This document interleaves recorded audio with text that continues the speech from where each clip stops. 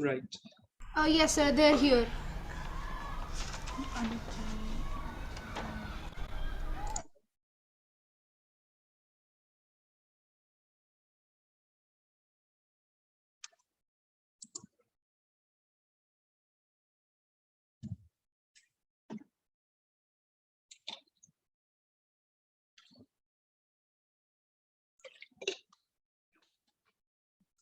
So I believe Abhinav has also joined. Yeah, Avino has also joined. Okay, so like we should start now, I guess. Hello, Yeah. ma'am. How are you? Just Abhinav here. wait. Yeah. Hello, Abhinav. Nice to hear your voice. I go back to all those years you were the school captain.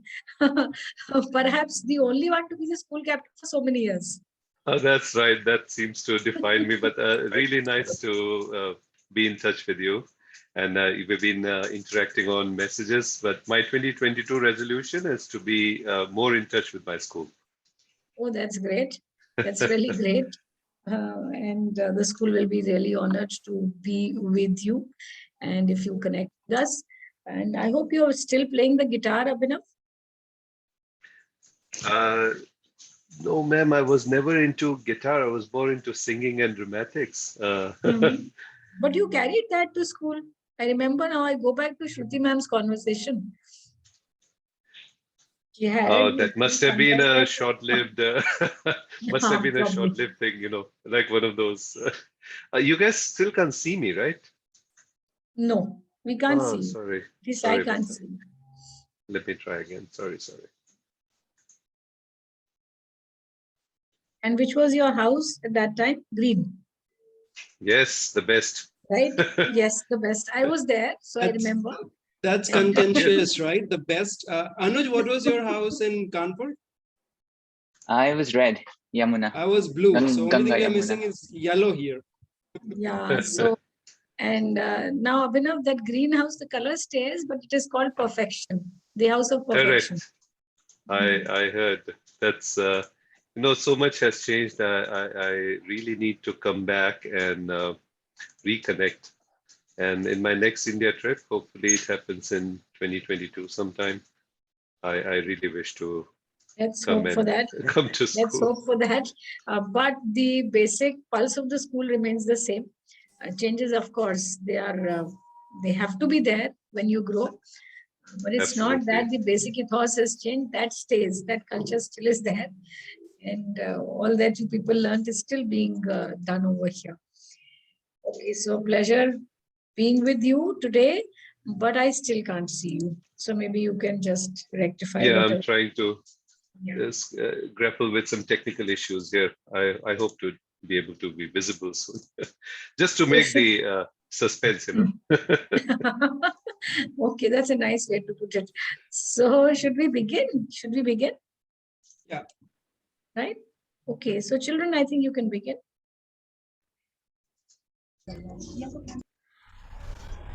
Good morning, Ikshita.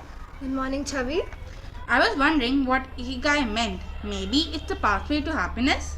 Yes, I've heard people tell me that it's a Japanese way of living a happy life. No, but I remember when I learned it, someone said, and I quote, Ikigai is the path through which happiness and longevity is a natural outcome. Who is this someone? I'd like to be enlightened as well. With this, I would now like to invite Mr. Rahul Singh. Hailing from Ayodhya and brought up in Lucknow, Rahul Singh is the president of Jaipuria Alumni Association. He is also the principal of Corporate Advisory Group at IIM Udaipur, the president of IIM Bangalore Alumni Association in Singapore, and the Academic Council board member of Jaipuria Institute of Management.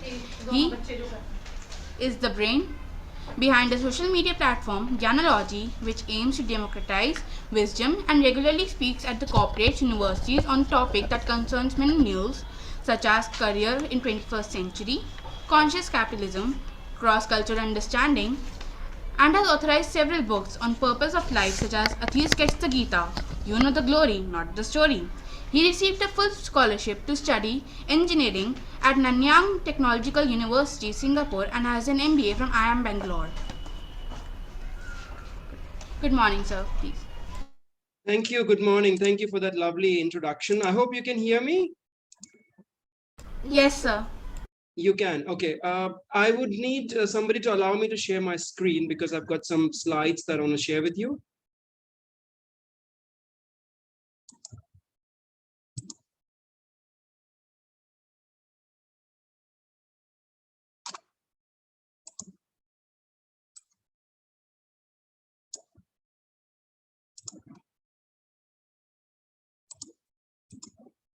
Okay, now I can share. Thank you so much. So let me know when you can see, yeah?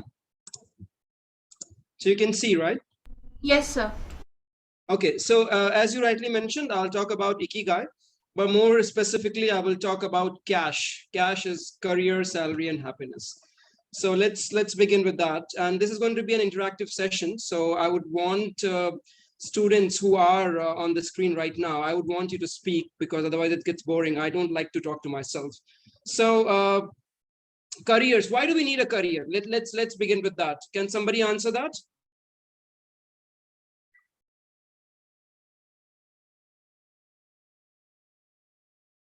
I'm waiting for input from the sections, or maybe two of you are the hosts, so maybe you could warm up the session. So why do we need careers? Maybe I can have a go. Yeah, I Anuj, think yes. I don't think we need a career. If you think maybe that's not the answer you expect, but you think at you look at Da Vinci, you look at Einstein, you look at folks who world authorities, they didn't have one career. It's just something they like to do. Sure, and that's a beautiful point. Somebody said that if you do what you love, you will never need to work for the rest of your life because you are basically doing what you love. But more specifically, let's hear from students what is their idea of career. Why do we need a career?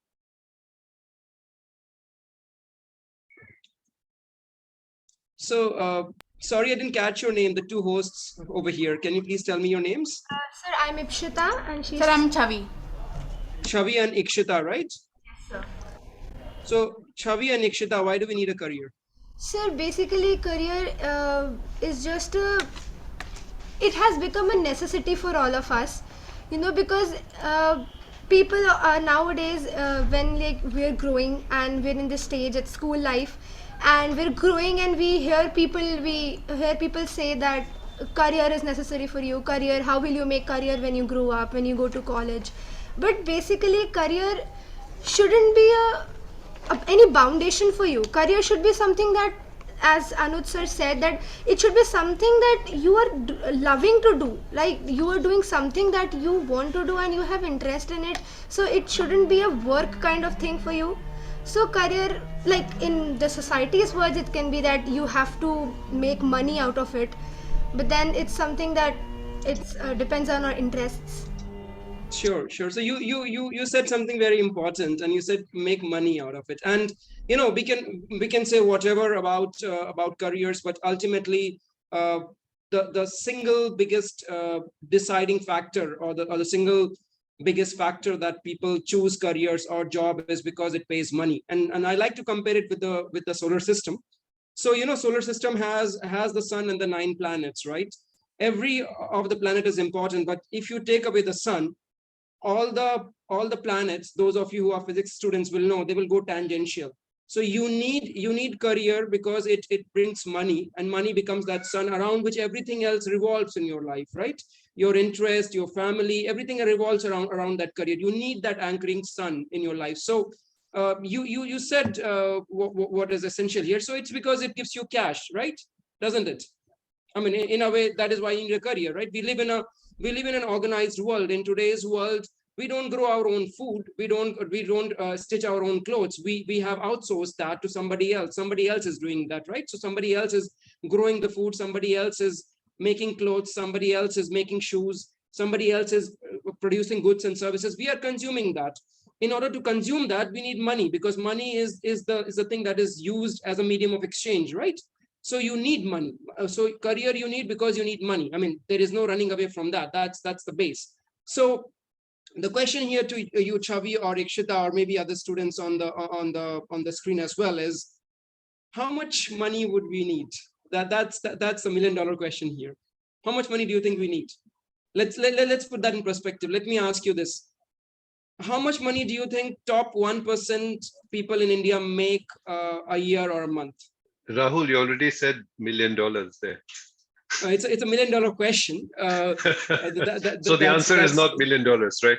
The answer is not $1 million, but let's hear from students. What do they estimate? If you want to be in the top 1% of India, you want to be making top 1% money in India, what money should you be taking home per month or per year? Give me a guess. Lakhs or Lakhs? How many lakhs? up to 1 crore. Up to 1 crore per month or per year? Per some months. No, yeah, some months, that's fine. But when we are quantifying something, we need to know the rates, right? So if you are saying that somebody earns top 1% salary in India, how much should their salary be per month to be in the top 1%? Maybe in lakhs if it's the top 1%. Yeah, it is the top 1%. And how many lakhs? Let's put a number to that. How many lakh it should be per month? Or how many crore it should be per month? 9.5. How much? 9.5 per month. 9.5 lakh per month or crore per month? So I think that per month crore is not possible. Like, Okay. So also 10 lakh per month, right? That's your estimate, right? We can go with that, right? yes. Anybody has a different answer? Sir, Yeah, what's your answer, sir? so I believe that for being in the top 1% of the people who earn in India, you need just a basic sustaining salary, like a bit about 50 to 60,000. That's enough to be the top 1% in India, because most of the Wow. people. Are you a chartered accountant by any chance, or planning to be one? No, sir, science student. Science But- student? Yeah, Fermi would be very proud of you. So if you know who Fermi is, he was the master of guesstimate. So he is quite close to the answer, and that is the point I want to drill. When we think of being in top 1%, we think in lakhs and crore, but the answer is actually 60-70,000 rupee. So as long as you are making 8 lakh rupee per year, you're already in the top 1%. And why am I telling you this? I'm telling you this because you as Jaipuria students will already be in top 1% no matter what you do. So now that money question is out of the way, you will be in the top 1% given the virtue of your education. And now that you know the threshold is not lakhs, it's hardly 60-70,000 rupee, right? So it is important to know that a lot of people, actually, I have some videos here, but I won't play. If you look at the world is very skewed. Top 1% takes majority of the wealth in the world. This is for America. The next one is for the world. But the important thing for you to remember is that you are already destined to be in top 1%. So money should not be a deciding factor for you when you're deciding career. You should then think about what else after money, what is important in career, what will make you happy. Essentially, that is what I'm driving this conversation to. So these are some statistics. So officially, if you are earning close to 66,000 rupee per month, then you are in top 1%. So that's the statistics. The other thing is, when we say we are middle class, we like to call ourselves middle class. Most of you will identify yourself as middle class, but the reality is that you're not middle class. You're actually in the top 1% already, given your family background. Most of you would be in the top 1%. So the idea here is that you are already currently in top 1%, at least your parents are in top 1%, and you are destined to be in the top 1%. So let's move on. Now, the other question I want to ask you, in life, what is rich or broke? Is it money, or is it something else? What is rich or broke? Sir, basically rich or broke is just a mindset for us. Because Very good. it's because, like, if I give an example, so people who have some amount of money, even though it's some, so it's his mindset that he should consider that to be a very large amount of money, or he should consider that to be a very small, that okay, I don't have this much, I only have this much. So that only word is just a mindset in case of money. I totally agree with you. Sir, do you have something to say? I see one student coming in front. Do you have something to say? Please go ahead. My point is that rich or broke depends on what is the lifestyle and expenditure. Like if Sure. someone money, then he will get and earns less, then he will get broke easily. But if he spends less and earns more, he is rich, kind of we say miser and all. You're absolutely right. So rich or broke is actually depends on your lifestyle, and also as I think Ikshita mentioned, it is your mindset. So I can give you example. Would you call Vijay Mallya rich? Yes. You all know who Vijay Mallya is, right? He is so rich that he cannot come back to India. Would you want to be rich like him? So that's the point in life. So rich or broke is your mindset. You can start poor. I mean, monetary term, you can start poor. And if your mindset is rich, you will get that wealth that you want. But you can start rich like Anil Ambani. And if your mindset is not magnanimous and not rich enough and broad enough, you can end poor. So rich or broke is totally your mindset. It doesn't matter where you start. What matters is how much effort you put, so that you can influence the outcome accordingly. So rich or poor, according to me, is a mindset. And thank you so much for that input, both of you. Now, the other question about salary, and this is something which will bother you. Most of you want a very high starting salary, and nothing wrong with that. You should aspire for that. But let me just tell you what determines your starting salaries, so that this will probably help you in deciding your careers. So any one of you, do we have commerce students here in the mix? Is there any commerce student here? We have commerce students here. You are a commerce student. Do you know what is modern portfolio theory? Not yet, sir. We've not. Not yet. Okay. So I'll tell you.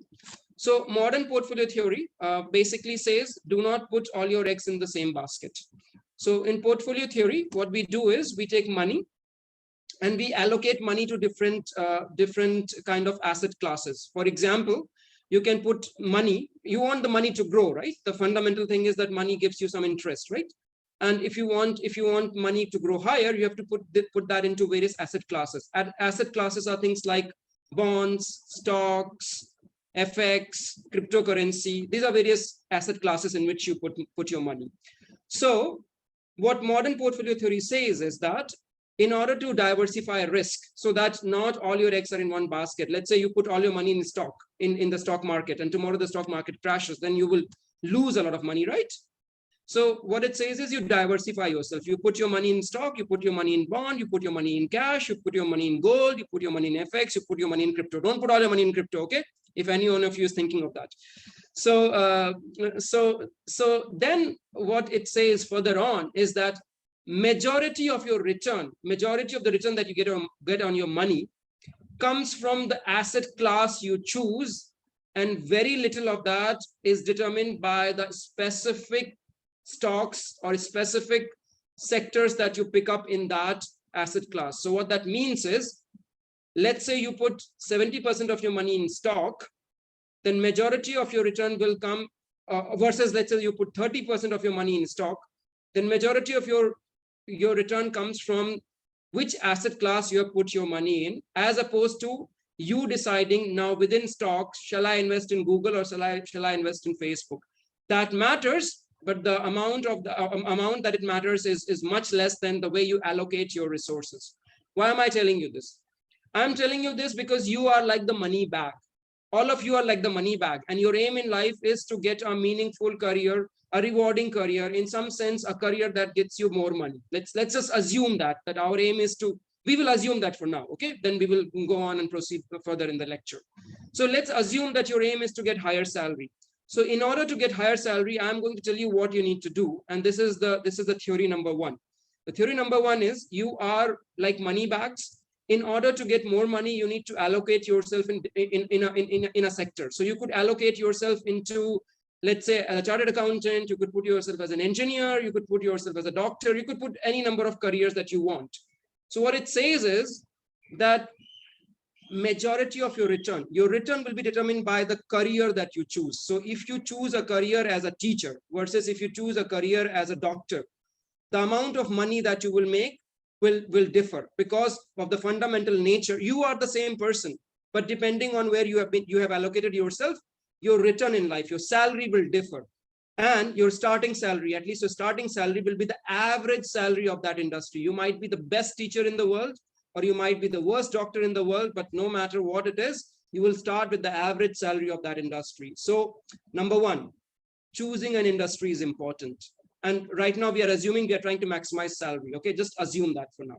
So choosing the industry is very important when you're trying to maximize your salary or when you're trying to look for career. So that's number one. Number two, now here is the thing. Ironically, if there is an industry that is sinking, that is going to die, they might actually pay you more money. And this sounds very, very absurd, but let me give you an example. You guys are familiar with the idea of interest rate, right? When you put money in a bank, the bank gives you interest rate. Which bank do you think will give you higher interest rate? A bank that is about to fail or a bank which is doing well? Which will give you higher interest rate? Which is about to fail. Why?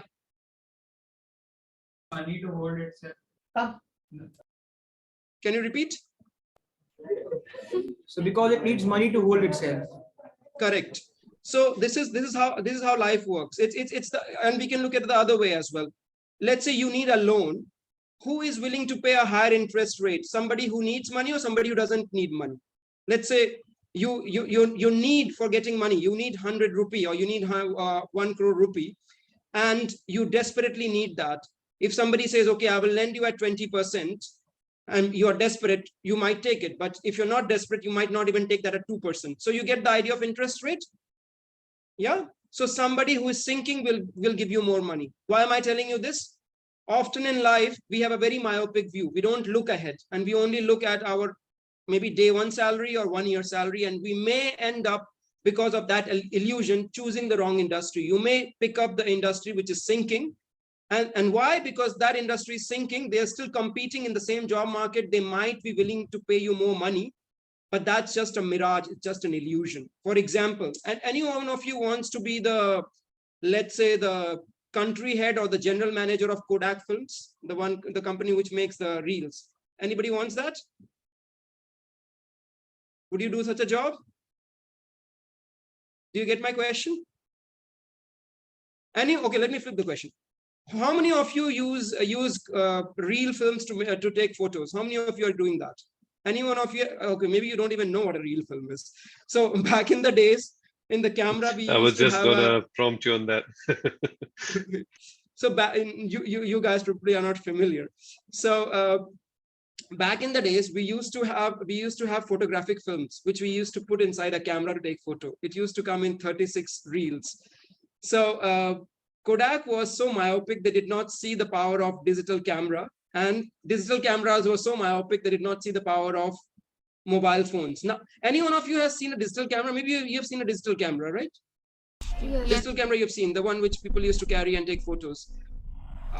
I think none of you would have used that in the past 1 year to take photo, right? Most of you would have used your mobile phone to take photos, right? So the idea here is that sometimes industries which are sinking, they may be willing to pay you more just because they want to retain you. It's the same concept as interest rate. Salary is basically your interest rate. Okay, then I'll move on. And then there is something else in finance called, or in economics called Sharpe ratio. Have you done this Sharpe ratio? Okay, the Sharpe ratio is very simple. What it says is that for incremental risk, you get incremental money. Okay, so the more risk you take, the more money you get. Now, let me ask you a question. Any one of you, or I think most of you, would have flown a plane at some point in time, not in the last 2 years, but before that. Have you flown plane? Have you gone from a plane from one place to another in a plane? So Chavi, you have gone in a plane, right? Yes, sir. So tell me one thing, who takes more risk, a pilot or a flight attendant? Pilot. No, why? Flight attendant. Okay, decide and tell me why. Pilot has the parachutes under his seats, but flight attendants and passengers don't. Okay, pilot doesn't have a parachute. Let me tell you that. Sir, last time when I visited and I went to the cabin, they actually told me that they have a parachute. Really? Okay, I would be a bit surprised Maybe Anuj and Avinav, we should ask this to Saurabh Bhadawan. Do pilots have? We have some pilots in. This is a secret they never told us. Now we know. Okay, so as far as I know, pilots do not have a parachute, and none of the passengers has a parachute. Okay, you have a life vest, but you don't have a parachute. Okay, so why is pilot taking more risk? I think it depends on how you look at it, but essentially pilot is taking more risk because not only the pilot risk, not only the pilot's life, but the life of all the passengers behind is in the pilot's hand, right? The pilot is entrusted with more risk. Of course, flight attendant's job is also important, but the risk that pilot takes is disproportionately higher than that which the flight attendant is taking. And that is why when you take more risk in life, you will be rewarded more. And in this case, right now, we are discussing salary as a reward. So although they're in the same industry, flying the same plane, a pilot will get a higher salary than a flight attendant because of the risk that the pilot is taking. So similarly, your careers are like that. The more risk you take, the more you will be rewarded. So a CEO of the company doesn't know much more about the company than an average worker, maybe knows even less than the average worker. I don't think Sundar Pichai knows much more about coding than an average coder in their company. But a decision taken by Sundar Pichai of Google, or for that matter, Satya Nadella of Microsoft, or let's say your principal of your school, has a far-reaching impact on the school than maybe, let's say, a teacher who teaches geography, right? Because the amount of responsibility that you have entrusted with the leaders is much more than an average person working in the same system. So it's again going back to the pilot and the air hostess analogy. So what I'm trying to say is that whenever you are trying to maximize your salary, the amount of risk that you take will commensurate the amount of reward that you get.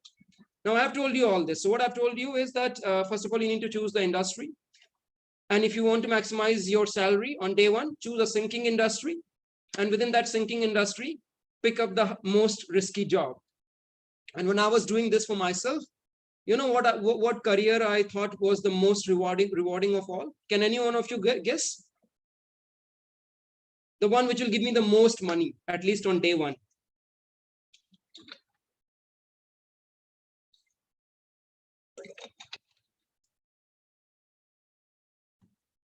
So Ikshita and Shavi, what career would give me the most money on day one? Sir, maybe the banking sector, as she said. No, I don't think so. So when I did this math, I realized that if I were to become a contract killer, somebody who kills on contract, that gives you the most money. Yes. But I didn't choose that career. Why? Because the sharp ratio was just too sharp. I was not prepared to take that kind of risk in life. So that's the thing, you know. When you're deciding your careers, decide how much risk you can tolerate, how much risk you can gut, right? And that brings me to my next section, which is essentially, I talked about salary. Now I will talk about careers. So although money is important, and I mentioned to you that you will already be in top 1%, most people will get a job, most people will get a money. What most people will not get, quote unquote, is a career. And by career, we mean much more than money. Career is something, as some of you mentioned, and even Anuj was hinting at that, something that you love. And let's look at that in a bit more detail. So you know what a CV or a resume is, right? Yeah.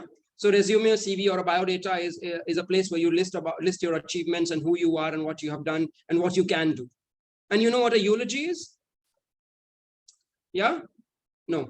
Yes. So anybody knows what a eulogy is?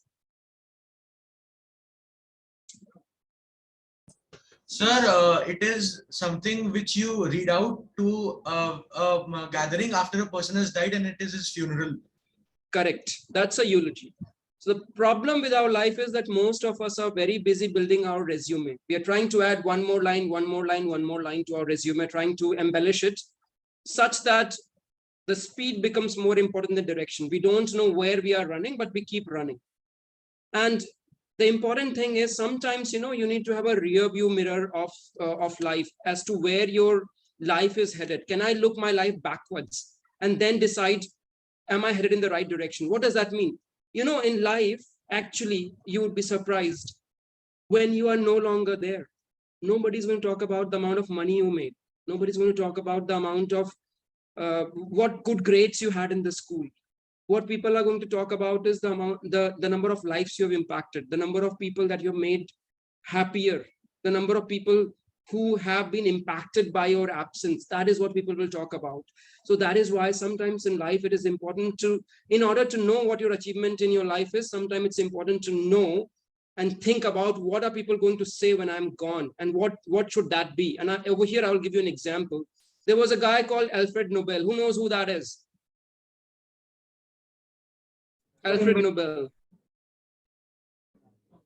The hint is in the name. So he invented dynamite, and the Nobel Prize is after him. Like okay, so very good. Who said that? Jayesh Khare. So, Jayesh, yes, he did invent dynamite, but the story of how the Nobel Prize was invented is much more fascinating.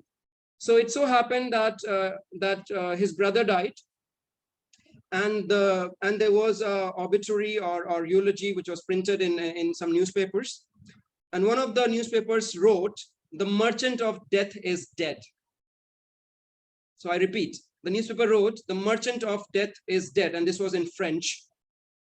And somehow Alfred Nobel happened to see that newspaper, and he felt very sad about it. Why did they call him the merchant of death? Because he had invented dynamite, which was basically an explosive used to kill people in war.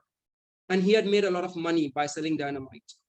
But when he read his own obituary, he was quite saddened by it. Like, oh, this is how people are going to remember me. The merchant of death is dead.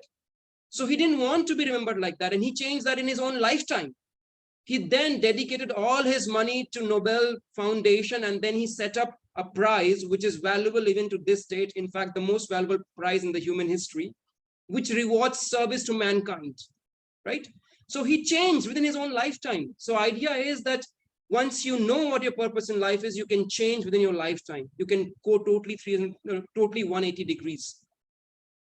Okay, the other thing I want to leave you with is, there was this nurse, and she used to serve the dying. And then she wrote a book, which is about top 5 regrets of the dying, top 5 things that people regretted in their life. Can any one of you guess what that is? Would it be, oh, I didn't make enough money, my house was not big enough, I don't have a Ferrari to ride, I don't have a private jet? What do you think these dying people regretted? Any one of you wants to take a shot? Yes, sir. Sir, in my opinion, like the people who are dying, who are in the deathbed, they usually regret for not living those moments that they wanted to live, or for not, like, the basic regrets are that I should have said that, I should have told someone that I wanted to tell them. So it's just the personal life of this person, like not eventually money, but then all the relations that they had or some bonds that they wanted to make. So it's just that the regrets that they make when. Absolutely, you're bang on. And this is what they regretted. Okay, I want one of you to read this. Can you see the screen? Yes, sir. Yes, sir. Sir. So maybe I'll read out. It's fine. So top 5 regrets are the following. I wish I had the courage to live a life true to myself, not the life that others wanted me to live. How many of you are living a life which others are wanting you to live? Could be your parents, could be your teachers, could be your grandparents, could be your neighbors. Start living a life that you want to live. And Anuj will talk more about that. I wish I hadn't worked so hard. Like all of us are working very hard, but we don't know what for. And this is a bit dicey because, you need to work hard to get something. But when the work becomes hard, time to quit that work. In life, the thing is that you need to, when you're doing something, you need to feel light as a cork as opposed to heavy as a stone. If you're not feeling light as a cork, it's not worth it. Number 3, I wish I had the courage to express my feelings. How many of you go and tell your parents that you love them? I wish I had stayed in touch with my friends. Right now, you're staying in touch with your friends right now because you're in the school. And due to pandemic, this might have changed. How many of you have called up your parents, your friends, and asked them, how are you doing? How are your parents? Is everything okay? I heard your grandmother passed away because of Corona. And you're still in class 11th. When you go another 11 years, when you are in college and out of it, many of you will not even call each other, even though you may claim you are best friends. And you may regret that. I wish I had let myself be happier. You see, None of this is about money. None of this is about career. It is, but it is not. So let's move on. Happiness, and this is the crux of what I want to talk to you about. So what I say about happiness is it is basically an equation. I put happiness as an equation. Happiness is attainment minus desire. And in order to be happy, this has to be positive. So how can this be positive? Any math student here? What do you need to make this positive? Either the desire should be less or the attainment should be higher. Which one is easier to control? So desire. Yes, that's the thing, you know. Human desires are endless. The more you desire, the more you desire, the more you have, the more you want to have. And the problem with desire is that once you have fixed your desire, I want a Ferrari, I want a 5-bedroom bungalow, there is no guarantee you will ever achieve that. And if you don't achieve that, you are setting yourself for unhappiness. And by the way, this applies more practically to your own studies. When you say, I want A grade or 90% in my exam, and you don't get that, you feel sad. When you say, I want to get a B grade, and you somehow by some fluke, you got an A grade, you feel happy. But if you wanted to get a B grade, you got a C grade, you feel unhappy. The problem is you can't control A or B. The only thing you can control is your effort. So as long as you have put your 100% effort, you got a B grade, doesn't matter. You got a C grade, doesn't matter. What matters is your effort. Even if you got an A grade by fluke because the question or the chapters that you had not studied did not come in the exam, you will feel that happiness is hollow. Try to focus on the effort, and results will follow. And that is what my next slide is. In life, we often see people who say they are very result driven. Avino is a senior executive at a big corporation. Anuj is also leading a team. And so many times we see resumes which say, I'm a result driven person. You can't drive results. You can only control your efforts. I don't even know what result driven means. And here is the other problem with the result driven thing. You know, when you're trying to fix the result, or when you're trying to fix your desire, because your desire then try to become so strong, they will possess you. And in order to achieve your desire, you may go down the path that is not recommended. And I can give an example in your own life.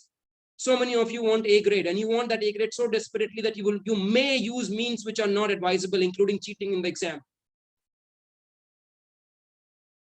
So that is when you need to think. Okay, and then I'm concluding towards what I have to say. So drive your own car. Okay, so your career, your life is your car. You need to be in the driver's seat. You need to be taking control of it. You need to be driving it. Nobody else should be controlling it. And now is the time. Now is the time for you to think about it, because now you're growing and you will be graduating soon from the school. And finally, Ikigai, right? Chavi and Nikshita, you introduced me with this Ikigai concept. And Anuj and Avinav will talk more about their own personal journeys on Ikigai. So Ikigai is basically doing what you love. It is something that makes you get up in the morning and be excited about your life. And once you do that, a natural outcome of that is that you're happy. And when you're happy, a natural outcome of happiness is that you live longer. And as I was mentioning to you the other day, it is not that you should not be doing the right thing for the wrong reason. If you start saying that I'm going to follow my Ikigai because I want to live long or because I want to be happy, that's doing the right thing for the wrong reason. What you need to do is find your Ikigai. And what is your Ikigai? I've summed it up in the bottom. Ikigai is finding what you're passionate about. First of all, find what you're passionate about, and that may take you forever. I mean, there are people who go from cradle to grave without knowing what they're passionate about. And that's such a waste of human life. Because human life is not just about sleeping, eating, and defending. It's more than that. So find your passion. Within that passion, use your skills. All of you have some skills. Use that skill to solve for a world problem. If it's not a world problem, it's not worth solving. Sorry, you're Jaipurians. I expect you to be solving world problems. And solve a problem in such a way that you get paid for it. Because if you don't get paid for it, it's not sustainable. So I repeat, find what your passion is. Within that passion, use your skills to solve for a world problem such that you get paid for it. And with that, there is this quote that I was giving the same lecture to IIM students, MBA students at IIM Lucknow. While I was driving in, I saw this this nice placard that was there outside, and it says, "Try not to become a man of success, but rather try to become a man of value." And man, by the way, here means women as well. So I want to leave you with that thought. I have written a couple of books on Ikigai. One of them is available in India. It's called Engineering to Ikigai. It captures life stories of 25 people who have actually found their purpose, who have lived their Ikigai.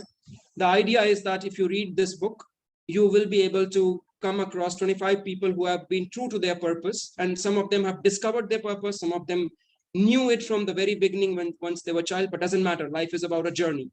So once you read this book, the idea is that at least one story may resonate with you, whether you want to be a painter, dancer, innovator, corporate career, whatever you want to be, at least one story should resonate with you. And all these people are very accessible. You can reach out to them. And then more importantly, I want you to think about your own Ikigai. And that's why I gave you that exercise, which is also the last few pages in this book. But with that, I will pause here. And Chavi and Ikshita, I would want you to introduce either Anuj or Abhinav now so that they can talk about what they want to say to you. Yes, sir. Thank you, sir, for your gracious time and presence here and for enlightening us with your salient words. Chavi, during these crucial times when the pandemic had hit us and held us back for a period of almost 2 years, we had this opportunity to have a counseling session with such prestigious people. Yes, life has to go on eventually. We've upgraded so much in terms of technology, and people across countries and cities can be connected as good as being in physical space, providing us information on career options. With this, I'd like to welcome another alumni, Mr. Abhinav Singh, who studied in St. Jaipuria School between 1992 to 1997 and was from the first batch of students who joined this fledgling new school back then. He feels blessed to have the distinctive honor of being appointed as the first school captain as well as topping the very first board exam school undertook in 1995. Due to a unique situation which he will describe to us later, his captaincy tenure was full 4 years. Upon finishing his schooling, he received the SIA undergraduate scholarship to study computer science at the National University of Singapore and went to do a joint master's in computer science from Singapore and UJF France under another scholarship. After spending the first few years of his career as a strategy consultant, where he worked for several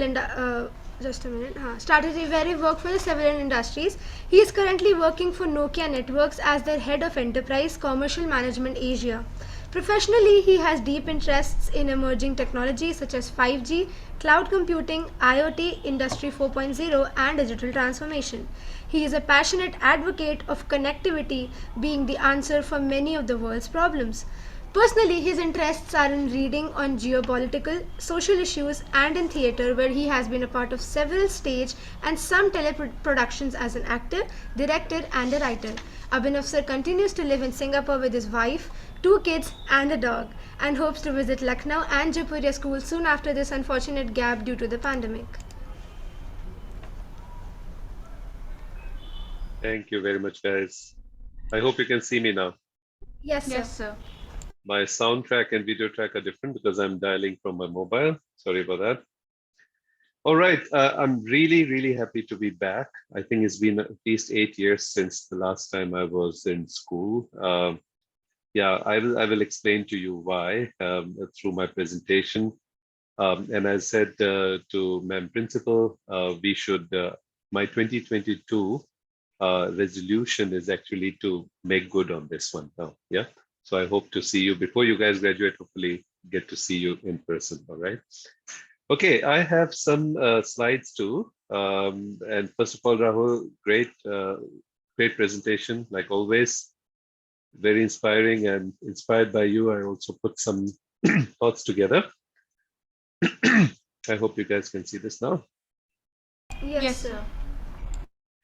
Okay, so a little bit about Ikigai in my life journey, and finding Ikigai. I would not claim to say I found it, which is all right, and finding my Ikigai. So about me, much of this has just been spoken, but maybe I'll just put some color to some of these points.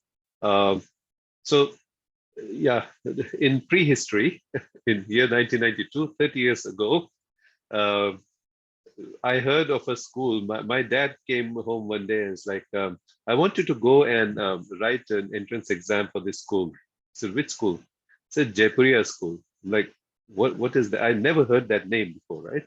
Um, so what is this school? Oh, it's a new school. I hear it's really good. Go write the exam. I'm like, yeah, okay. So I just wrote the exam. It was super tough. And I was like, that's it. And okay, by the way, I went to the school and it was just half a block, like maybe 10 rooms, and it was being constructed. It was around a swamp.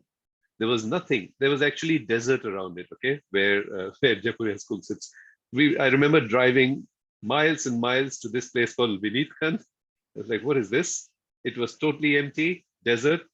And I was like, why would someone make a school in the middle of the desert? Who's going to come there to study? And but when I went, I was like, wow, this is really good infrastructure, nice shiny chairs, beautiful orange doors. Do you guys still have orange doors? We used to have orange color doors. I don't know, Rahul, if in your time it was very attractive. It was the only school in Lucknow that actually provided all these amazing sports facilities, boxing, uh, full set of athletics. I'm talking 1992, guys, 30 years ago. Full set of athletics, cricket, football, and all the cultural activities. It was fascinating. So I looked at the brochure, talked to the, I'm not sure if I talked to the principal back then, but to the admissions officer, gave the test. It was so hard. I'm like, no way I'm going to qualify for it. Good to know this kind of school. Great, bye bye. And then I came back, and then a week later, my dad comes in. Okay, you finished number 3 in the entrance exam. I was like, oh great. So there is some there's some hope.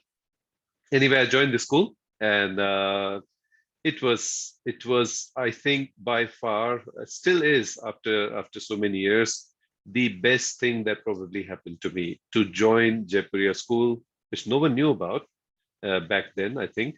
And I would still go tell people, where do you study? They would find the name funny. They're like, where is this school? But the next 5 years, all right, it took us 5 years, and we had the honor to be. So the strategy that the school had is to keep the senior most class as class 8. So I joined in class 8, and there was nobody above us. Okay, so we became class 9, we became class 10, 11, 12, and we were the first ones to basically graduate from class 10 and class 12. So that's the reason that my school captain term is a 4-year term, because in class 9 they appointed the school office holders, and I was honored to be appointed the first school captain, and I ruled for 4 years like presidents do. Yeah, so that's one. Yeah, no matter how good you are, that's one honor no one else is ever going to get. So I'm very proud of that. So Rahul was, I think I was around the same. I overlapped a little bit with Rahul. He was, of course, in a very small class. He claims to be very, very scared of me. He has these stories where I was passing by, and he was just eating ice cream, and I was so strict that he thought that even that is illegal. And then his ice cream fell down, and he's like, "Oh my God, school captain is here." So yeah, it was also, being the school captain was a defining moment or defining period in my life. To be honest, you guys are class 11, right? Like, of course, I also could not have a lot of fun that my friends had, right? Because I was always worried about discipline. I was always the guy who had to, get things done and make sure everyone's disciplined. So, okay, I missed out some parts of being a teenager, but okay, I would not trade that for anything else. Okay, so that's the reason why I was school captain for 4 years. Not because I was so good that, I superseded my seniors, that, okay, this guy in class 9 must be your school captain. It was not like that. We were actually always the senior most class. So that is very, very interesting. Okay, so through these 5 years, of course, I've seen, the school grow from that half a block to the massive compound that we have. Amazing, beautiful compound. I had the pleasure of meeting Miss Anjali Jaipuria here last year. She gave us this book which had the new campus with these nice murals. And it was awesome. I was like, I'm going to come there as soon as I can. Yeah. So we saw the school inauguration. The late Mr. Atal Bihari Vajpayee had come. I have a picture with him. I don't know where it is now. He was giving me a prize. I was leading the first parade of the school. I had really good voice, yeah, so I could really be a good parade commander. We organized the first Founders Day. Okay, we were in the school before it was recognized by the ICSC. So I remember the head of ICSC, Mr. Francis Fandom, coming to our school for an inspection in 1993, and me and two other kids were shown as the model kids, to be with him and impress him. And of course, he did the school inspection. And that's when we got the ICSE recognition so that we could actually next year sit in our board exams. And of course, we had our first inter-school wins and all the good fun. I mean, it is amazing. Even till today, every couple of weeks, I'm actually waking up and thinking about my school. It is the most defining, strong, let's say, experience, I would say, but period of your life. And you will realize that when you reach my age. Okay. So, and the friends you make in this period are probably the ones that you'll also realize maybe when you're my age that will stay with you, the longest, or you will feel for them the most. Anyway, so throughout the school time, I had this dream. I had heard about this SIA scholarship. I actually really dreamed to go to Singapore for studies. Everybody used to say, isn't that a place where there is a shopping only and there's no universities there, right? I was like, I don't care. It's I'm not sure, but this just sounds like fun, right?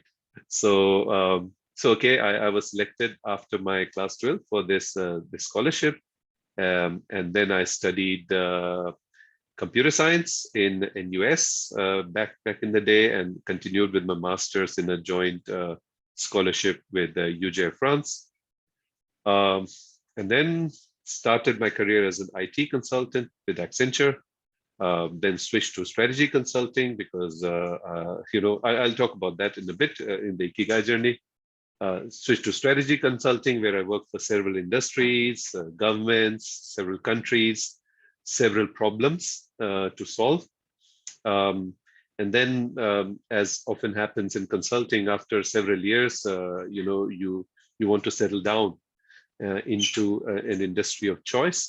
So with that, I actually, can you guys see me? Yeah, or no more? You can still see me, right?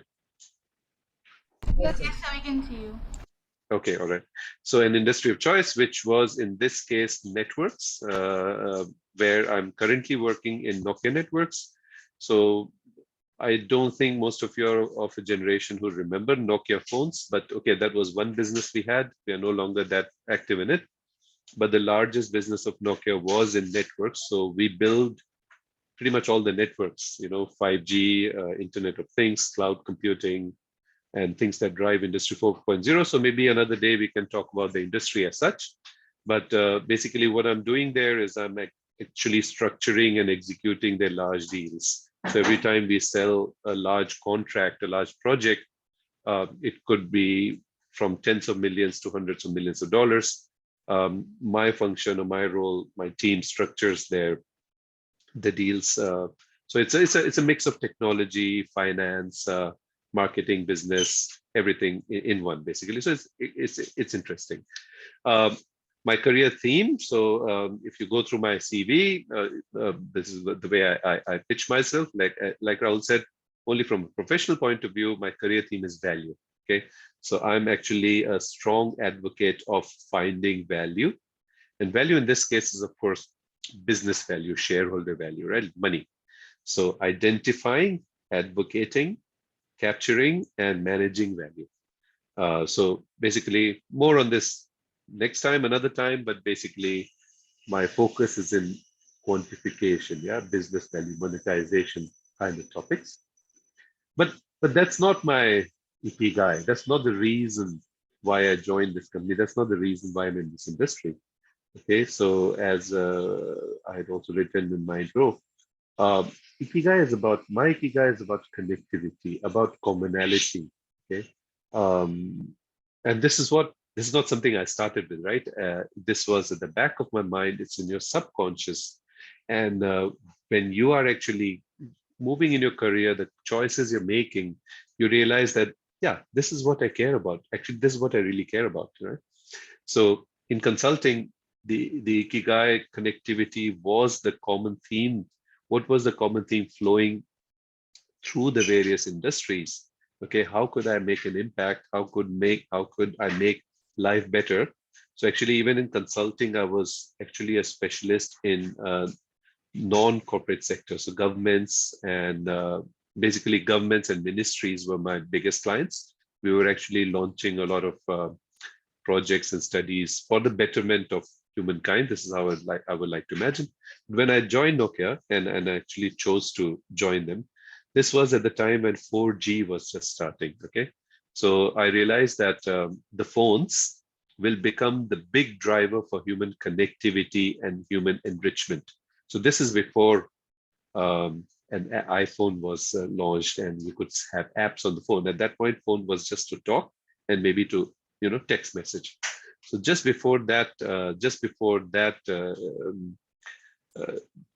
that journey started, I joined Nokia, and since then we have moved to 4G, 5G, and I've been part of several projects where my fulfillment is in making the connectivity dream come true. Okay, so the connectivity that actually has enabled everything, right? So you see the economy today is being driven by connectivity. So okay, I have a few more slides, but the Ikigai, which I'm realizing now, which I thought hard about what I care about, is connectivity. And it's a theme, right? So I don't necessarily need to be working for a networks company. The next career move I make or the next thing I do in my life would have to be something around connectivity. Okay, it could be connecting concepts, it could be connecting people, as Nokia's the motto used to be. So let's see. Okay, personally, I'm married with two kids. They are small; they're still in preschool. I really want to bring them to Jaipuria school and show them where I used to study. I have a big golden retriever dog, and I've been living in Singapore ever since I came here. But of course, traveling quite a bit and stints in several countries. But the base has always been in Singapore. And one of the reasons was, just to share on personal note, one of the reasons was to stay close to my parents, my family in India. And the assumption was that Singapore is so near, anything happens, you can just be there within 12 hours. And in the past, for family emergencies or for good and bad, I've been there within 12 hours. And we never imagined that such a time will come in the world when you are so near, but you still can't go to the family. So all the assumptions of, hey, let's settle in Singapore and not in the US or UK, I gave up several opportunities actually to be going further away. But this is what life is about. It will give you situations which you're not prepared for, which you've not planned for. So I basically have been in Singapore, but here we are 2 years and I have not come back yet. Okay, guys, so do you have a plan? So we're talking about Ikigai. Let's talk about this. Every time you read things, you look around, you're like, everyone seems to have a plan. So here's your life plan.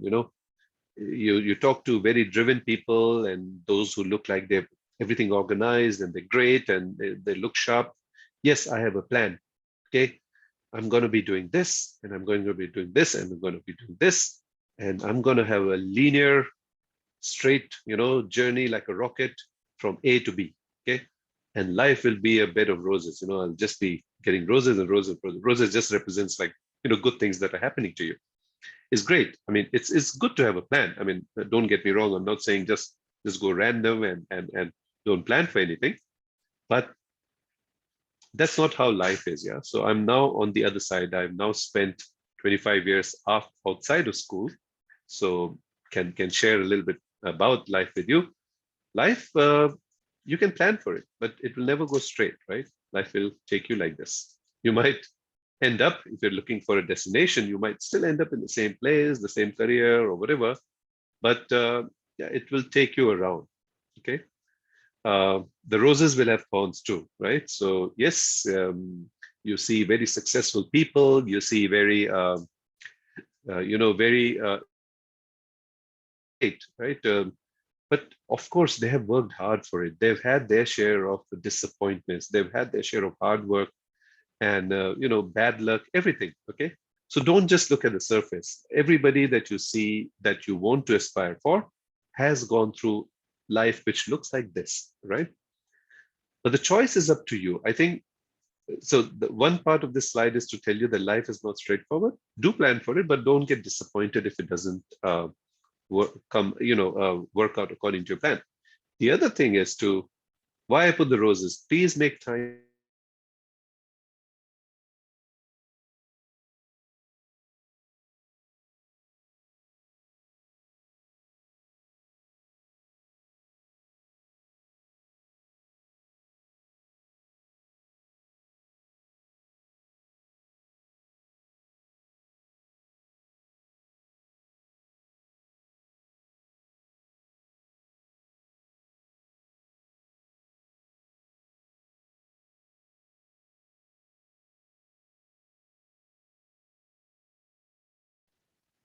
Rahul, can you guys hear me?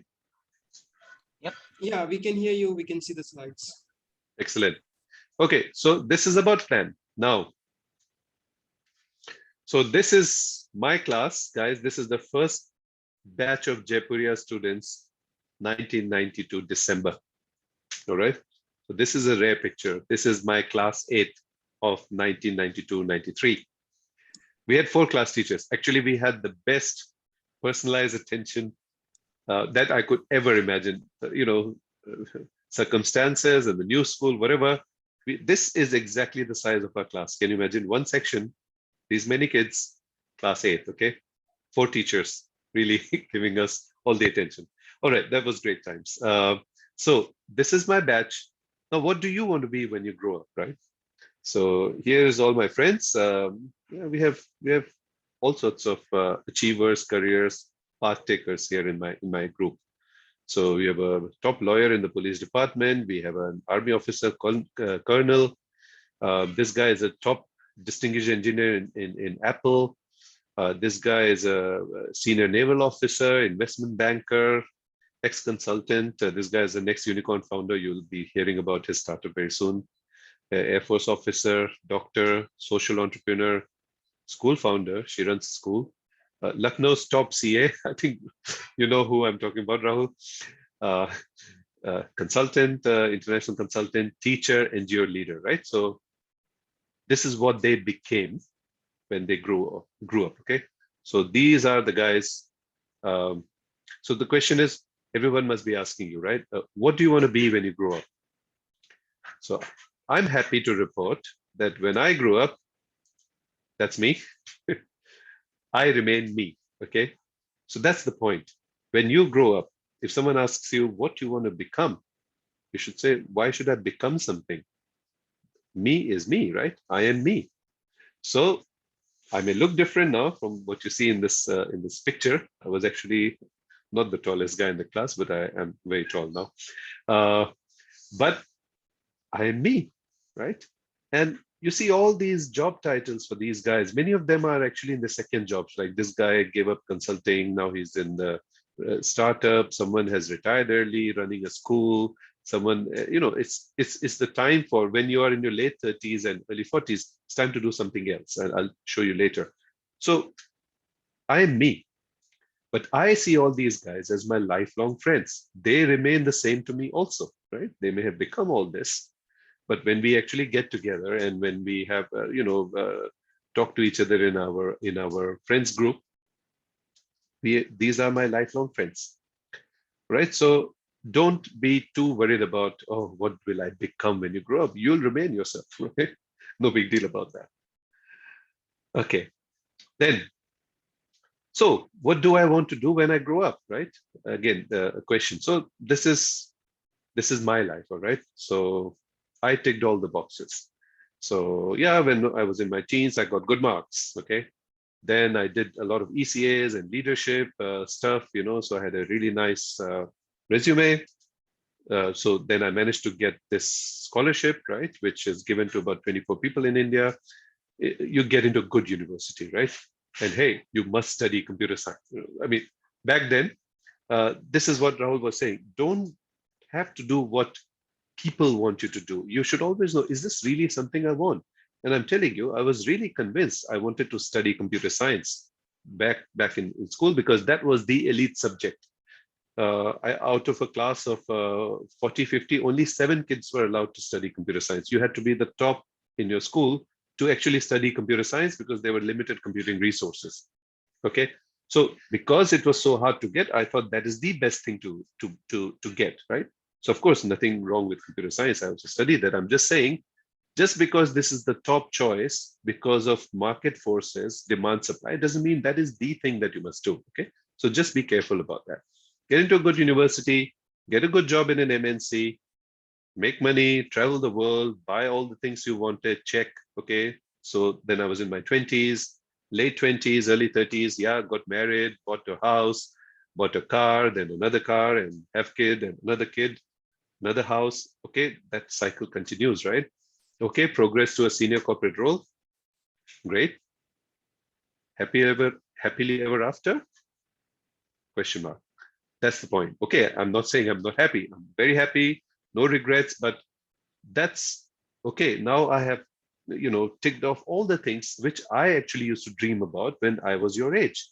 I've got to do all this.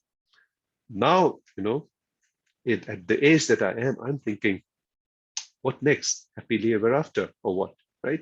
None of the stories, right? Any fairy tale only talks about when the prince and princess got married or whatever. Like, no, nothing goes beyond like what happened in the life.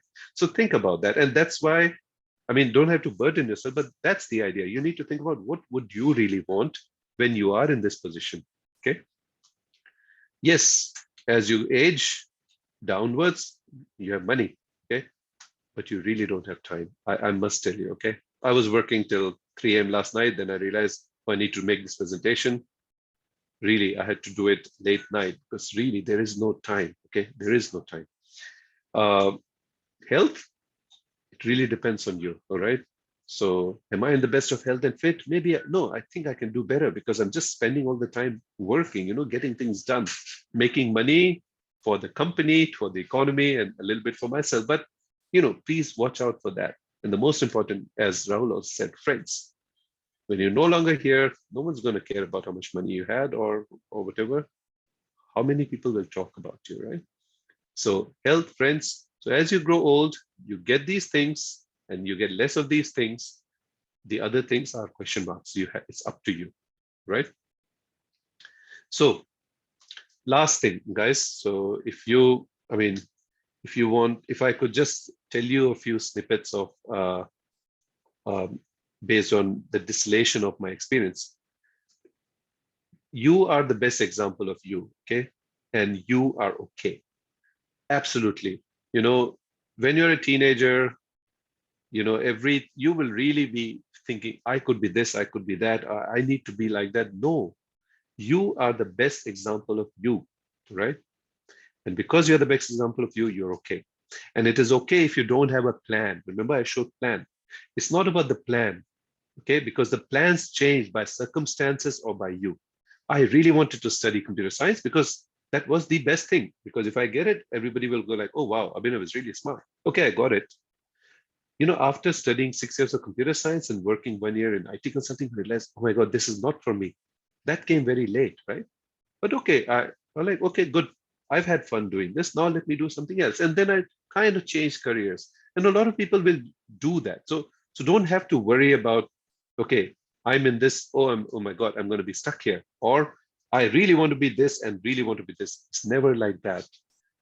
Circumstances will change. Your plans will change. That's fine. Let them flow. Main thing is to live in the moment and do what you're doing right now well. I think that is the most important thing. So if right now you're in school and you're taking X and Y subjects, okay, you may not like it, but just do them well. Okay. So that's the point. If you keep doing what you're doing right now, well, everything else will follow. You always have time to change your plans. Okay. You always have time to do something else. And don't define your purpose in life by a checklist of must-haves and must-dos. As Rahul also said, why are the billionaires always working, all the time? Some of them are really working for a purpose, but there's really some of them who just want to be richer. It's true.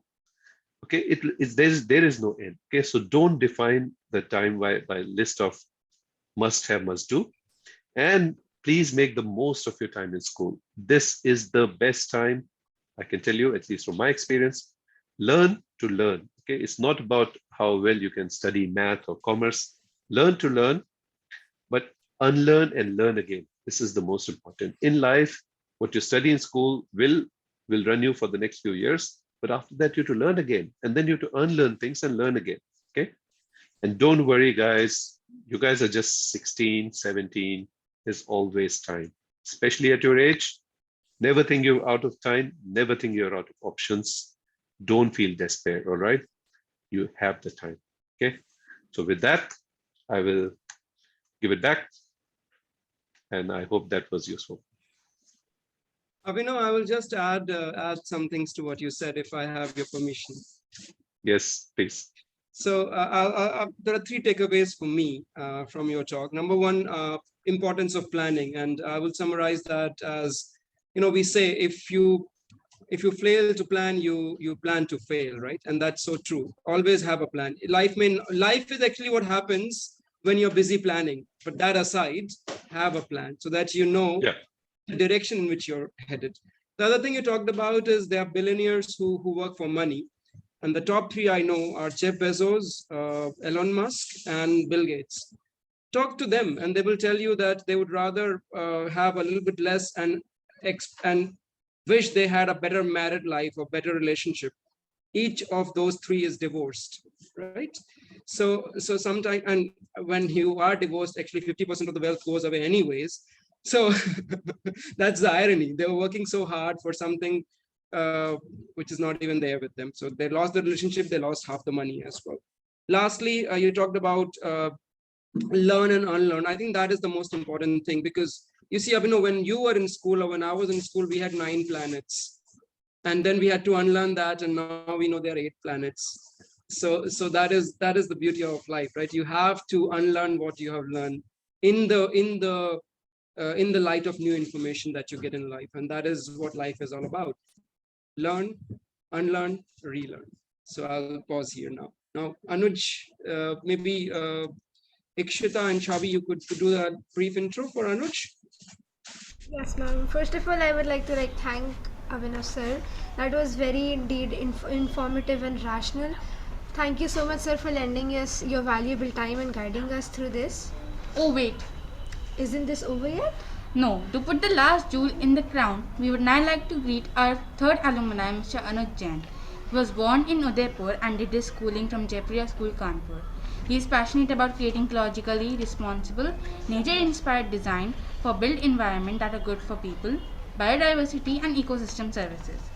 He received a 100% scholarship to study electrical engineering at Nanyang Technological University, Singapore, and then took a 180-degree turn to do PhD in biology. He is Southeast Asia's first trained biomimicry professional and also founded the Biomimicry Singapore Network, which is part of Biomimicry Institute's global network. He is a National Geographic Explorer, recipient of Joan Mosenthal Dewind Award for Butterfly Conservation by Zayre Society, USA, and Cities of Love Environmental Sustainability Award, Singapore. It's a proud privilege to have you here with us, sir. Hey, thanks a lot. Let me go ahead and share my screen. Can you hear me all right? Yes, sir. Okay, excellent. Thank you. Okay. Wonderful, wonderful. Okay, first of all, I must thank everyone for having me here. I think I've only been to the Lucknow Jaipuria campus once, and I was very happy. I will share my experiences from the twin city of Kanpur. And I must also thank Rahul for actually giving me the opportunity to share. So my sharing is through some photographs. I think Abhinav has really done a great job to sort of talk about some of the deeper lessons, growing up, what your friends have become. And that photo, Abhinav, has really inspired me to go back and look at what my friends have become. I will definitely do that and maybe share the next sharing. But for now, I just want to bring you through a photo journey. Sorry, you will see my face on several photos. I can't help it because these are my photos. But perhaps growing up, you guys will be familiar with events like this. So I spent all my school days in AR Jaipuria from 1990 to 2002. And during those moments, NCC was one of my favorite things. Growing up, I really liked, the Indian Army, and when I was selected to sort of be part of NCC, I put my heart in it, and here is one of the photos. Right, I distinctly remember my principal, Sir Dinkar Singh, for most part. My school days, he was an inspiration. And then, one of the other memorable events that happened every year in school was, when you come first or second in class, you're given a book prize. And, I have several photos from that, which I'd like to share. And so these are sort of, when I look through the photo album of my school, right? But what kind of really defined me, were some other things. My mom, who helped me connect with nature. And, I can't say that for Lucknow, but Kanpur was a very industrial city. And I grew up in the heart of the city, surrounded by buildings. We only had like Phool Bagh and Company Bagh, which was sort of close to my house. And they were all kind of just regular parks where people go to exercise and gardens. And, you in my intro, you hear about nature and wildlife and all that, but I didn't grow up with any of that. Neither did anybody in my family took me to national parks. We kind of just saw what was on the streets, right? But my mom brought me, when we went on vacations, we kind of spent quiet time. Here I am staring at a beach in southern India, by the coastline, and sort of just taking in fresh air, right? Really inspired by the Gulmohar trees in my school. I spent many hours during the lunch break. I used to go to school sometimes early, after school, so just walking around, and that really made me happy. Jaipuria Kanpur also had this scheme called the Duke of Edinburgh Award Scheme, and that helped us sort of be physically fit, and go on expeditions, which was such a blessing, because suddenly I had an excuse to go on an expedition, not tell my parents, why am I not studying? We went to Vindhyachal, we went to other places, and it was sort of this checklist that you had to build your personality around. And that helped me explore a little bit of outdoors. And then sports, right? I think both Jaipur and Kanpur both Lucknow and Kanpur, Jaipuria schools are very good in sports. And we had the opportunity to play cricket, football, hockey, and all that. And not to just say I like cricket, but I really used to play it, like quite seriously. And, that went through my childhood. So all those things, I guess, just being outdoors and sort of connecting with nature was really the formative days. But when I came to university, right, I must add that my dad is a chemical engineer, and he used to teach computers, right? This was his 20s and 30s, right, when computers were just coming to India, and I was surrounded by them when I was growing up. And so he was kind of he convinced me to say, okay, engineering is the best thing to do, and so I did. And so just like Abhinav and Rahul, I got a full scholarship to study in Singapore. I went to Nanyang Technological University, electronics engineering, did very well, and I specialized in designing circuits. So you may have seen ads like Intel Inside, right? And I was doing that. Okay. So, but sort of when I was in that process, I was good at it, but through my mind, but not through my heart. You know, it's like, yes, I'm designing these circuits, but I really want to be outdoors. And the NTU's green campus really helped because, you know, as you can tell in the photo and others who've been there, it's a lot of green. And so I used to just go out on walks and sort of attend events by green groups on campus, which sort of opened my mind. Okay, this kind of life is possible, you know, where you're surrounded by greenery and people were sort of doing little things, trying to understand nature. And then in my third year of university, I went to the US for an exchange program. This is where University of Illinois at Urbana-Champaign, and this is where I sort of picked up astronomy. UIUC, in short, had a very famous observatory, and yes, we could look at a lot of stars and had real fun. I took courses, and it was sort of rekindling my old love, sort of star watching. And once I was at my close to graduation, you know, it was sort of still searching, right? Because I'm training myself to be an electronics engineer, but my heart is on the greens and kind of space. Yeah. So definitely not in circuits. So I was looking, and I stumbled upon through my flatmate about spirituality. So Art of Living, some of you may have heard about it. So I got into the practice and I started sort of going inward and just understanding. That is also when I stumbled upon biomimicry. Some of you may not know or understand this term. It's just about break it down, bio and mimicry, right? Mimicking biology. And essentially it's looking at nature for better design. If you look at a leaf, we know leaves make food for the plant, and we are all trying to make food for through electricity. Yeah? So solar panels make food from sun. You know, why can't solar panels become like leaves? That is biomimicry. And so once I sort of understood biomimicry and spirituality, I was trying to connect the dots. Okay, engineering, observatory, what do I do? Turns out I was also interested in space research. And so I went to NTU Space Research Center. And through that, I eventually had a stint at ISRO in Bangalore. And very happy at that time, we were working on the Chandrayaan-1 space mission. And I didn't follow up, but perhaps some of the communication circuits we designed ended up being on that space mission. So that was all very cool. But then after that stint, I was questioning. You know, I designed an electronics communication circuit looking at radio frequencies, but it was still very boxy. You know, I designed a circuit. I wanted to be outdoors.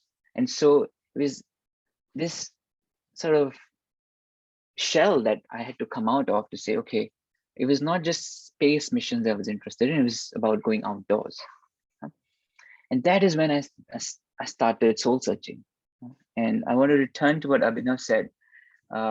At that time, I had a lot of fights with my, not literal fights, but you know, arguments with my dad, especially. This was also the time when I was trying to switch my careers, right? And my dad was like, wildlife ka bhoot hai tumhare upar, ye chala jayega, and then you don't waste your career. 3 Idiots, right? And we had 3 Idiots in our house for a number of years. Okay, but I was persistent. I was like, I need to try this. This is where my heart is. You know, so I spent time meditating outdoors, and that is when I realized I wanted to be free like a bird, figuratively. You know, I wanted to be outdoors in nature reserves, nature parks, saving wildlife, spending time with them. You know? And so that's what I did. Next few, of course, it was not easy because I wasn't trained in biology. During my 11th, 12th in school, I took computer science. Same as Abhinav. It was, for me, it was not just being among the selected few who could get it, but my dad used to teach computers, and you know, I picked up all those things early on. It was natural. So, but the important part is no background in biology, 11, 10, 11, 12. So I had to pick everything from scratch. But so I did, worked hard, did volunteering work, learned from a lot of mentors, and they were very, very happy to share. And so fast forward, these were the formative days. And I hate to sort of show my photos, but I have to tell a story. So, spend a lot of time running around jungles, catching butterflies, because my PhD was in butterflies. And sometimes people joke, can you actually do a PhD in butterflies, or are you just fooling around?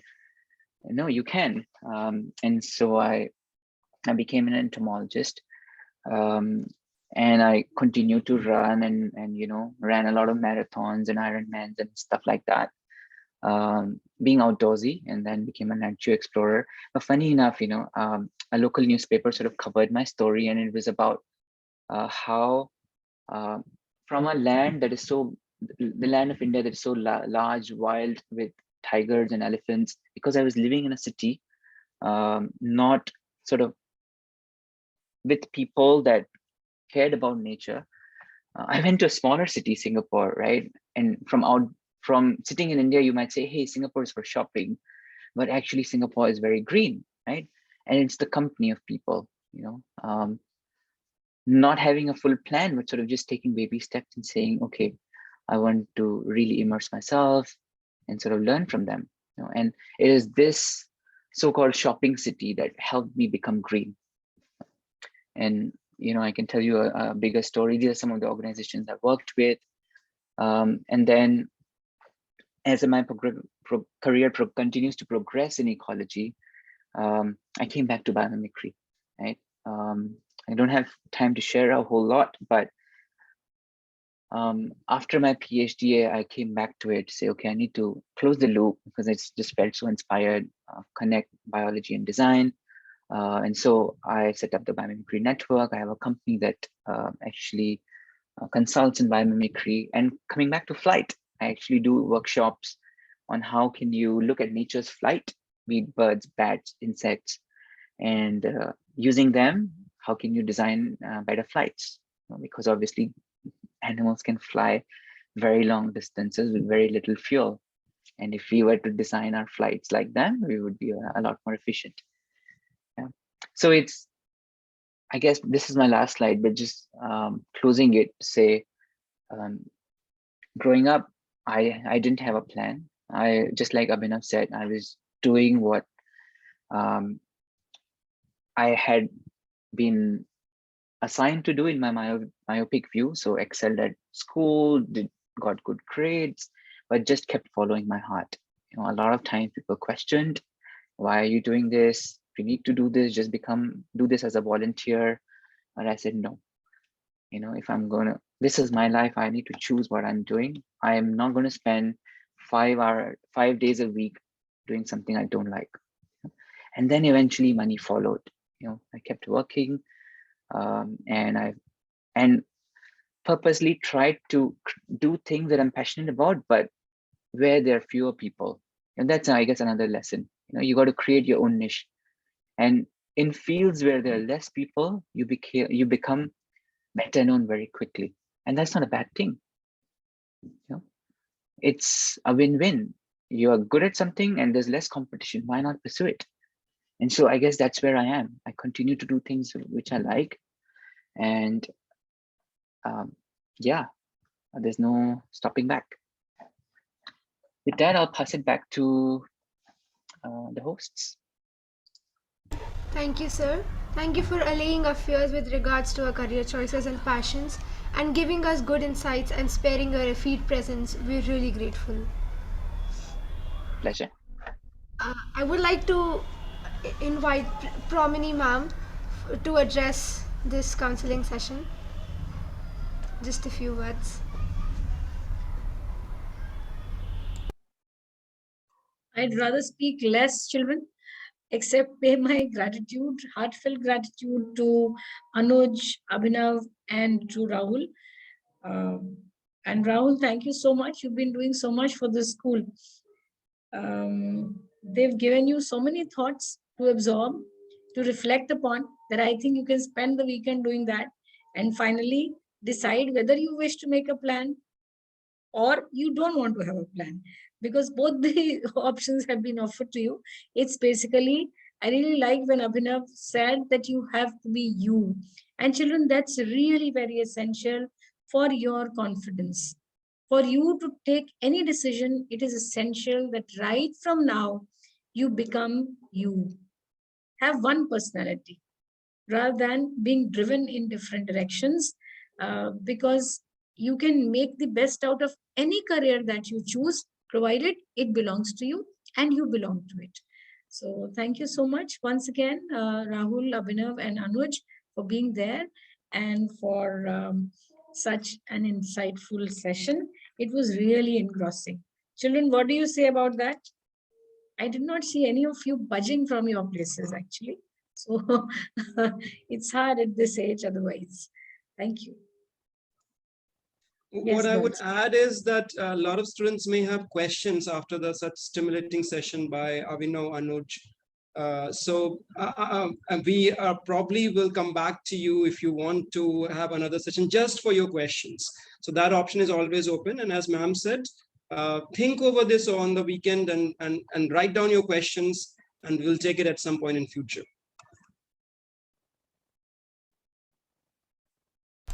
Is there anyone who wishes to ask a question just now? Ma'am, there Otherwise, girls. questions we have with us from some students. This question isn't like for some particular person, but it's like that how to pursue computer science in Singapore, and CAT score required, is CAT score required or not, and also what is the minimum board percentage and scholarships. Okay, this is a very specific question. Anuj, Abhinav, what do you think? We should take it, or we should like do a specific engineering session on this, or study? Wait, can I? Maybe I will. Yeah, maybe we can do that next time. I really have to take your leave, kids, my colleagues, and principal ma'am, if you permit, please. Yeah. Okay, thank you so much, Abhinav. This much time itself is enough, and we can understand the time crunch. So thanks a lot. Children, now what we can do is you write down your questions and we pass on the questions. And Yeah. then I think Anuj, Anuj was able to answer, so please carry on, but I will take your kind leave. Sorry about that, but happy to come back, definitely. Thank you so much. Thank you. So Anuj, in case you wish to answer that. Well, yeah. The honest answer is we don't know. Nobody tells us, right? I'm responding to what is the minimum percentage that you need to get, because again, this comes back to don't worry, right? The percentage is really high. I can say it's 98%, it's 95%, 98. It's plus 95%, that is say, right? But then so what, right? It keeps changing and nobody knows. It depends on who's applying, and therefore the bets are on not you, but who are your peers applying in that cohort, and you can't judge that. So just do what best you can. Thank you, sir. So there is one more question. That what is the criteria? Oh, hold on. I'll answer that as well. So, so the thing is that Anuj is absolutely right. The percentage is high, but it is relative to whoever else has applied. It's a bit like Delhi University, you apply, right? But there is a twist here. In Delhi University, it's all about your percentage. In NUS and NTU, it's not just about your percentage, it's about who you are. So they will look at you holistically. So you could have 90%, but if you have a medal for the country in swimming, you could get in. So it is a lot more dynamic than just looking at your percentage. And depending on the year, they may have an entrance exam, they may not have an entrance exam. So all that is dynamic. What we can do is, after the session, I can send you the link for admissions for computer engineering to NUS and NTU as for undergrad, and then you can read more about it there, okay? Yes, sir. Sir, one more question for Anuj, sir, that what is the criteria to, enter into biomimicry thing? Career. The criteria at your age is just having a curious mind, and questioning everything you see in nature around you. That's it. You know, if you're seeing the gulmohar tree, why does it turn red? You know, if it has, if the flower has 5 petals, why does it have 5 petals? And everything nature does is for a reason. You know, it's beautiful, but there is a deeper reason behind it. And if you start to question that, you would be surprised that you can learn geometry and maths and physics and chemistry from nature. Leaves angle themselves such that they don't shade themselves. You know, they are optimizing leaf arrangements, and therefore they follow golden ratios, they follow Fibonacci series, and it's all math. You know, so just indulge yourself in nature, and eventually you will figure out what do you want to do with that, and come up with some mind-boggling designs that will make you a happy and a famous person. Thank you, sir. So the last question is for Rahul, sir. That should I consider MBA directly after class 12 through IP MAT exam? Through which exam? IP MAT. Okay, so you can do MBA directly after 12th. This is a news to me. This was a question from a student. Can you repeat the question? Says that should I consider MBA directly after class 12th through IP MAT exam? You cannot do MBA directly after class 12th. You need to have a bachelor's. I think what the question is probably asking is integrated MBA program, which some of the IIMs run. So if you have a passion for business, if you have a passion for running organizations, those 5-year integrated plans courses which these some of the IIMs run, they are great. The advantage is that you have 5 years to learn what we learn as MBAs in just 2 years, and you would be living, dreaming, thinking business for 5 years. So definitely a very good course. And also I think you at some point you will join the same MBA program which other people join through the CAT, right? So you already have that headway. So I would think it is a good option, but at the same time, remember, everybody else can graduate in 3 or 4 years, but you only graduate with a degree or with a couple of degrees in 5 years. So that's the drawback. But if you are passionate about business, then why not go ahead and do that? Whose question is that? Does that answer that satisfactorily? So there was some student from class. Okay. So you will get a dual degree at the end of it. You will get one, I think, BBA and an MBA, because you cannot do an MBA right after BBA. Another thing I want to add there, this idea of doing MBA right after even your bachelor's is a very desi concept. The rest of the world doesn't do it like that. The rest of the world, people do MBA after they have had 3 or 4 or 5 years of work experience, which is, in my opinion, the right way to do it. But again, the dynamics in India is different. So you could do MBA right after your graduation, or you could also go for those integrated MBA programs as well. That's totally fine, because the market in India is geared towards that. The kind of jobs that you get after MBA in India are entry-level jobs, as opposed to the rest of the world where they're slightly mid-management level. Okay, sir. Thank you, sir. Thank you, sir. Hey, can I just add something? Not about MBAs. I don't have an MBA. But I just want to say, at least when I was growing up, perhaps that is still the case. You know,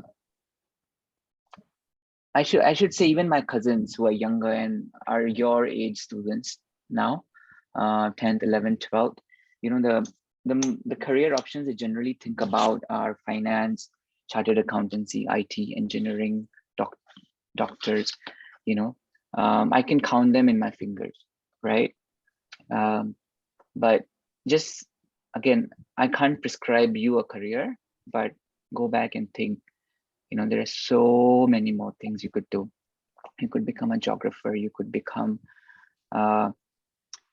XYZ that can also help you earn money. Okay, I know parents emphasize on the fact that, oh, if you become a poet, how will you earn money? You know, if you become an artist, how you become money? How will you earn money? but there are many other programs where there is a serious crunch in India about talent. We don't have enough